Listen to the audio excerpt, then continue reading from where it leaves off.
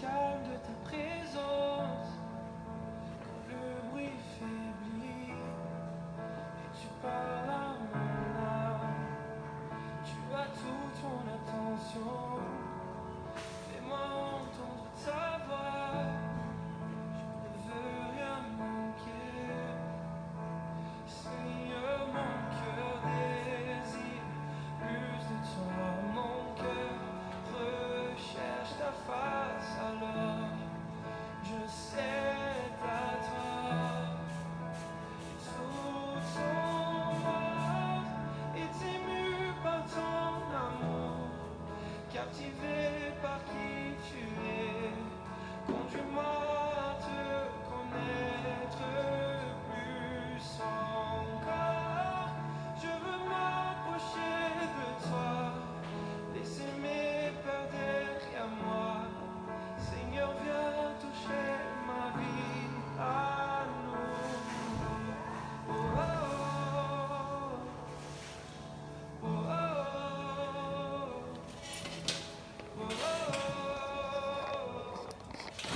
oh,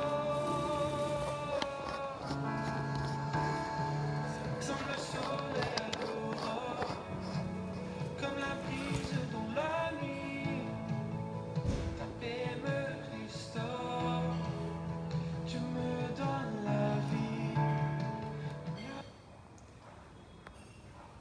Shalom à vous, peuple de Dieu. Shalom à vous tous qui nous écoutez, vous tous qui êtes appelés à ce grand rendez-vous que nous avons dénommé à l'école de Gamaliel. Nous bénissons Dieu pour cette occasion encore merveilleuse que nous recevons de la part du Seigneur, de partager la parole du Seigneur ensemble avec vous. Je crois que déjà j'ai reçu quelques réactions de personnes qui ont dit être bénies de ce moment où nous passons avec le Seigneur. Et je te prie aussi, toi qui es en train de m'écouter ou toi qui vas regarder cette vidéo, fais l'effort soit de le partager, soit de t'abonner, soit aussi d'inviter certains à pouvoir s'abonner. Je crois que cela fera énormément du bien. Alors nous allons prier déjà pour commencer. Vous allez nous excuser pour le retard, il y avait un petit problème de technique, ce qui n'a pas permis que l'on puisse commencer à 12h juste. Et qu'à cela ne tienne, nous allons prier Dieu pour débuter. Seigneur de gloire, nous venons te dire merci. Merci pour ce moment, merci pour ce temps bénéfique que tu nous donnes, Éternel, de passer dans ta présence. Nous venons te prier de nous accorder la grâce, Éternel et Dieu, Yahweh, de débuter ces temps et d'aller jusqu'à la fin tel que ton cœur le désire pour nous. Nous croyons fortement que tu nous visites et continue à le faire. Ouvre notre intelligence. Je te prie comme Paul pour dire, illumine les yeux de nos cœurs, afin que l'on sache quelle est la richesse qui est attachée à l'appel et à la connaissance que, Père éternel, nous recevons en ces lieux. Je bénis ce cadre, Père éternel et Dieu, à l'école de Gamaliel, et je bénis tout celui qui contribue à cette œuvre. Sois avec nous, Père, du début jusqu'à la fin, dans le nom précieux de Jésus. Nous avons ainsi prié. Amen. Alors déjà, comme je l'ai dit, nous sommes un peu en retard. Alors je veux déjà t'inviter, toi qui regardes ceci, ne manque pas de cliquer sur la flèche qui fait juste comme ça, et ça va nous permettre, ça va nous aider en fait de pouvoir mieux répandre l'évangile, parce que nous devons savoir une chose, et que la parole de Dieu, elle est gratuite, mais l'évangélisation, le fait de le répandre demande de moyens, parce que au moment où nous nous trouvons ici en ces lieux, vous devez savoir que cela nous a coûté oui c'est vrai, c'est pas grand chose, mais quelque chose d'important. Alors vous avez le numéro bas de l'écran. Si Dieu vous met à cœur de soutenir ce travail, n'hésitez pas de le faire, n'hésitez pas de nous envoyer vos aides, n'hésitez pas de nous accorder votre soutien, et cela bénira cette œuvre et permettra que cette œuvre puisse encore avancer. Alors, déjà, vous allez aussi nous excuser pour ce qui s'est passé à la session qui est passée, parce qu'il y avait un petit problème de connexion et on a pu arrêter malheureusement, mais nous allons continuer là où nous avons arrêté avec l'autre vidéo. Alors, sur l'autre vidéo, nous avons parlé du fait que nous nous sommes arrêtés sur le point où nous étions en train d'expliquer que le salut a été reçu dans notre esprit. Ça veut dire le plan parfait de Dieu vient reposer dans notre esprit, mais elle n'atteint pas d'abord notre âme ni notre corps, parce qu'il y a tout un processus, tout un travail qui doit être fait, qui doit être bâti pour permettre que ce qui est de Dieu, ce qui est venu dans notre esprit, dans notre esprit, pardon, puisse prendre place dans notre âme et dans notre corps. Alors, comme je l'ai expliqué l'autre fois, je disais que la grâce que nous avons reçue de Dieu, c'est que le plan de Dieu vient au complet. Le plan de Dieu ne vient pas à moitié.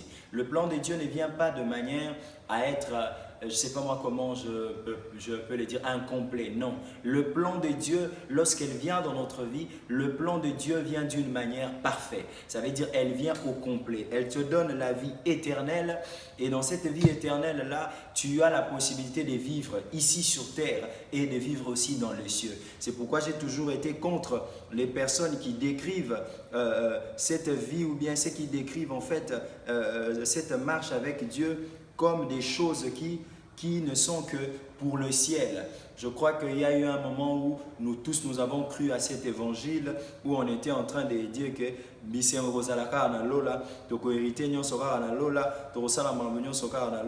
vraiment on s'était trompé sur beaucoup de choses, mais le Seigneur va nous faire grâce.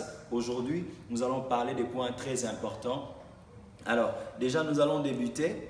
Et comme je l'ai dit, n'oublie pas de t'abonner, ça va nous aider énormément. Alors, nous allons commencer avec ce passage très important de la Bible qui nous enseigne en fait, qui nous fait comprendre c'est quoi l'idée.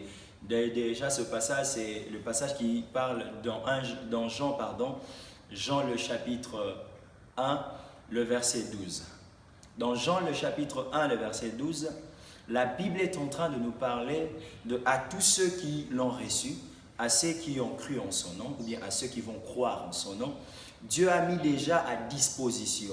Selon d'autres versions, on dit Dieu leur a donné le pouvoir. D'accord? Donc Dieu a mis à leur disposition la capacité de devenir enfant de Dieu, l'aptitude à quitter le fait d'être l'enfant du monde ou du diable, autrement dit, parce qu'on ne peut pas avoir des tranches intermédiaires entre la vie de Dieu et la vie de l'ennemi. Si tu n'es pas de Dieu, tu es directement du diable. Et si tu n'es pas du diable, tu dois être forcément de Dieu. C'est pourquoi on a toujours l'habitude de dire aux gens, si tu rates le ciel, sûrement tu ne vas pas rater l'enfer.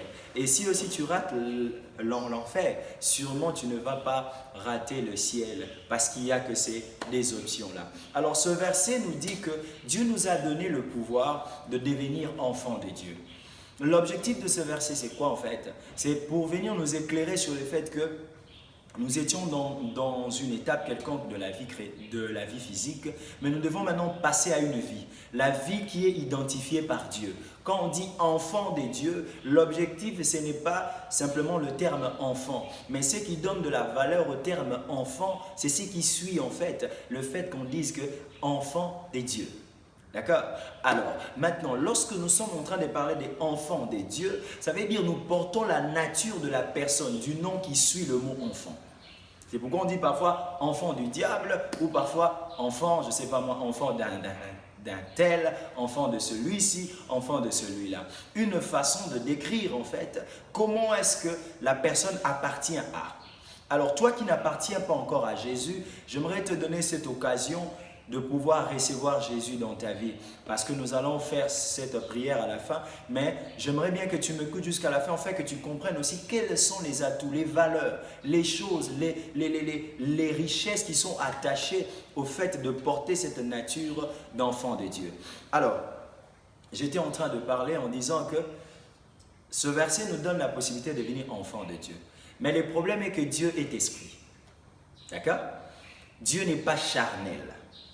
D'ailleurs, vous devez savoir qu'on parle du cours comme l'anthropologie, lorsqu'on parle de zoomorphisme, lorsqu'on parle de tous ces cours qui tournent tout autour parfois je prendrai aussi la théophanie, nous prenons toutes sortes de cours qui parlent du fait que Dieu se manifeste d'une manière quelconque.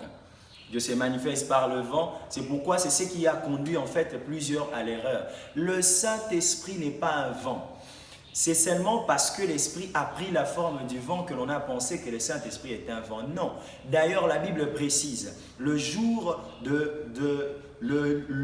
baptême de Jésus, la Bible est en train de préciser quelque chose de très important. On dit ceci, que nous allons voir l'Esprit descendre sur lui comme une colombe. On n'a pas dit que c'est une colombe qui est descendue. Il faut bien lire la parole de Dieu parce que ce qui tue les enfants de Dieu aujourd'hui, ce n'est pas l'ignorance dans le sens de ne pas savoir, mais c'est l'ignorance dans le sens de ne pas connaître la vérité. Ainsi, on prend le mensonge et on reste avec. D'accord? Alors, dans tous les cours qui parlent de Dieu dans ses manifestations, vous devez avoir conscience, vous devez savoir dans votre tête que tout ça, ce ne sont que des images que Dieu porte. Mais maintenant, malgré toutes ces façons que Dieu porte, mais une chose qu'on ne peut pas enlever, c'est que Dieu est esprit.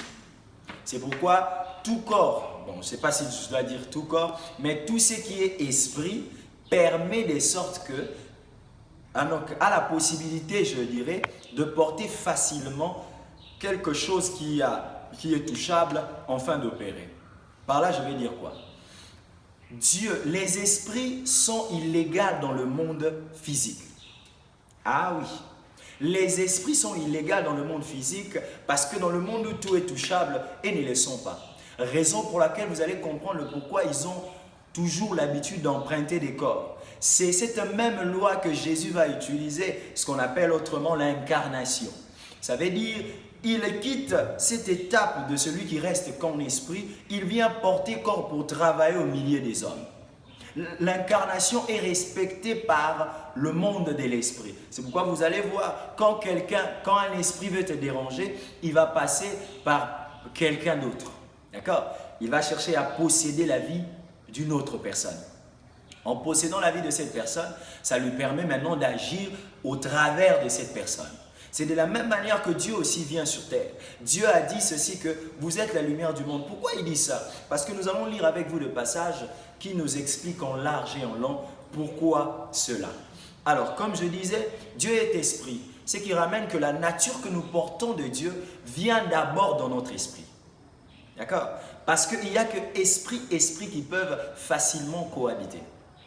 C'est au travers de notre esprit que le Seigneur trouve l'importance de pouvoir travailler dans nos vies. Sans pour autant avoir l'esprit, Dieu ne peut pas venir habiter dans l'homme parce qu'il faut qu'il y ait ce qu'on appelle un support. Le canal qui facilite en fait l'adhésion du monde spirituel au niveau du monde charnel.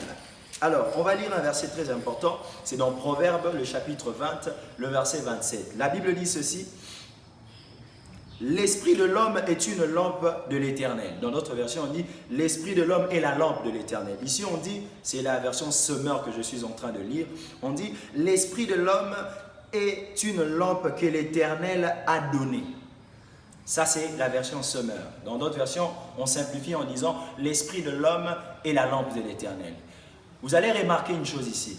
Dans ce passage, on n'a pas dit que l'esprit de l'homme est la lumière de l'Éternel. Non. On dit que l'esprit de l'homme est la lampe. Nous tous, nous savons que la lampe ne peut pas fonctionner sans énergie. D'accord? Et puis nous tous, nous savons que, je me rappelle, lorsqu'on utilisait ce qu'on appelait mouine à pétrole. Hein? Malgré ça, mouine à pétrole, mais ça ne peut pas fonctionner sans qu'il y ait de l'énergie dedans, sans qu'il y ait du pétrole dedans. C'est de la même manière. En fait, l'esprit de l'homme a été fait pour être la lampe. Ainsi, la lampe doit dépendre de l'énergie qu'on met en lui pour fonctionner. C'est pourquoi vous allez voir, lorsque Adam a péché, le fait de se détacher de Dieu lui a détaché de l'énergie divine. D'accord? Le fait de se détacher de Dieu, qu'est-ce qui s'est passé? Donc Adam est resté avec l'esprit. Mais le problème avec Adam, son esprit restait comme une lampe, comme la Bible le dit ici. Mais le problème est qu'elle n'avait plus d'énergie, plus de feu. Raison pour laquelle on t'a dit de prier. Raison pour laquelle on t'a dit de chercher toujours à être dans la présence de Dieu. C'est avec cette intention pour que tu puisses à chaque instant ne pas manquer le feu de Dieu parce que tu es une lampe. Lorsque même la Bible vous parle, parce que la Bible ne se contredit pas, mais plutôt la Bible se complète. D'accord? Alors, ici on dit que l'esprit de l'homme c'est la lampe de l'Éternel. Jésus là-bas nous a dit que vous êtes la lumière du monde, n'est-ce pas? Alors vous allez comprendre maintenant clairement qu'est-ce que Jésus veut dire là. Jésus veut te dire ceci. En réalité, tu n'es pas, de par ta propre nature, de par dans ton propre esprit, tu n'es pas la lumière du monde. Non. Toi, tu es la lampe. Ainsi, c'est Jésus qui vient maintenant éclairer, d'accord? Il vient te donner la flamme, l'énergie qu'il faut pour que tu sois allumé. Ça veut dire, sans Jésus, on reste des lampes tout simples, mais sans lumière. C'est pourquoi lorsqu'on est en train de te dire, vous êtes la lumière du monde, faites très attention, faites très attention. Ça veut dire, tu ne seras lumière du monde que lorsque tu es éclairé ou bien lorsque tu reçois le feu qui est de l'esprit. Lorsque tu as l'habitude d'entrer dans la présence de Dieu et de te ressourcer de sa gloire. Alors, je veux passer parce qu'il y a beaucoup de choses à dire, mais que Dieu nous fasse grâce, qu'on prenne le temps nécessaire pour parler de toutes ces choses. Alors, le verset qu'on a lu précise en disant que c'est l'esprit de l'homme qui est la lampe de l'Éternel. Ça veut dire Dieu ne vient pas se poser sur ta chair, non. C'est semblable au parvis. Parce que nous prenons toujours une façon de mieux comprendre cela. On prend le temple, je parlerai du sanctuaire, le temple de Salomon et tout. On va prendre ça et essayer un peu de le comparer avec les trois parties de l'être humain. Comme la Bible le dit dans 1 Thessaloniciens, le verset 5, le chapitre 5, le verset 23, la Bible est en train de préciser en disant que le Dieu de paix puisse vous sanctifier de tout votre être. On cite les trois parties. On dit tu as l'esprit, tu as l'âme et le corps. Alors prenons ces trois choses, remplaçons-le par les trois dimensions ou bien les trois parties du temple. On aura ce qu'on appelle d'abord le lieu très saint qui est l'esprit, on aura ce qu'on appelle le lieu saint qui est l'âme et on aura ce qu'on appelle le parvis qui est la chair. Alors vous allez même comprendre que dans ces trois choses, les choses qui sont faites dans le lieu très saint, dans le lieu saint et dans le parvis sont réellement les choses qui se passent dans la vie d'un homme qui est converti. Alors, on va revenir un peu en arrière pour préciser certaines choses de très importantes. J'ai précisé en disant que l'homme reçoit la vie, le salut dans son esprit. D'accord? Maintenant, Dieu coopère d'abord en premier. Il entre en contact en premier